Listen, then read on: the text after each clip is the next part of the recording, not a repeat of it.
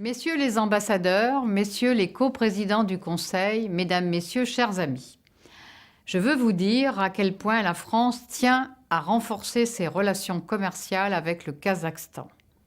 Les relations entre gouvernements sont nécessaires, elles ne sont pas suffisantes. Il faut qu'elles définissent des priorités et ça, ce sont les travaux des communautés d'affaires. Et donc, c'est vous, aujourd'hui, à Astana, avec une belle délégation d'entreprises françaises qui allait donner corps à ces priorités que nous définissons au niveau des États. Donc, vous êtes une plateforme de dialogue opérationnel et c'est une occasion privilégiée, ce Conseil, pour resserrer les liens commerciaux et existants et en identifier de nouveaux.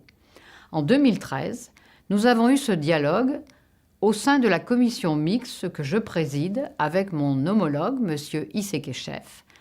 Et le Forum économique d'Astana s'est tenu après cet échange.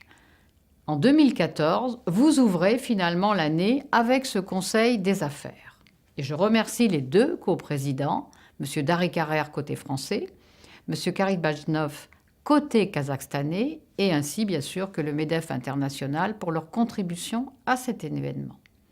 En mai 2013, j'étais venue au Kazakhstan pour exprimer la volonté de la France d'augmenter nos échanges, avec l'objectif de doubler nos exportations d'ici 4 ans.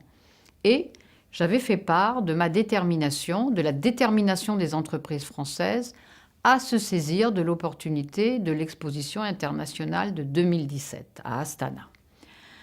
Réunies sous la bannière Vivapolis, les entreprises françaises sont prêtes à déployer à Astana leur excellence en matière d'urbanisme, d'architecture, d'éco-construction, de mobilité urbaine, d'efficacité énergétique, de réseaux intelligents ou encore de services à la ville, eau, déchets, etc.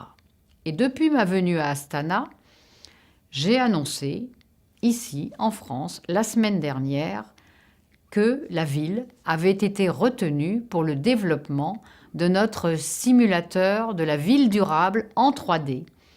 Nous aurons ainsi la possibilité de visualiser l'offre française au travers de ce qui sera une vitrine de cette offre. Ce simulateur sera réalisé par le consortium gagnant de l'appel d'offres, consortium qui réunit Eiffage, Aegis et GDF Suez. Il déploiera notre savoir-faire et aussi la manière dont nous souhaitons travailler avec les entreprises du Kazakhstan et dans le domaine de la ville de demain et bien sûr avec une place forte aux énergies du futur. Il s'inscrira bien sûr dans la stratégie de développement du Kazakhstan à l'horizon 2050. Et je nommerai bientôt un référent à Astana pour regrouper l'offre française en matière de ville durable.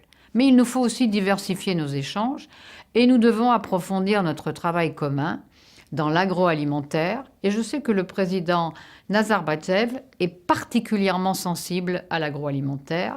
La santé, bien sûr, où nous pouvons établir des coopérations fertiles. Mon représentant personnel chargé des questions de santé, M. David Sourdive, se rendra très prochainement au Kazakhstan pour évoquer ces sujets.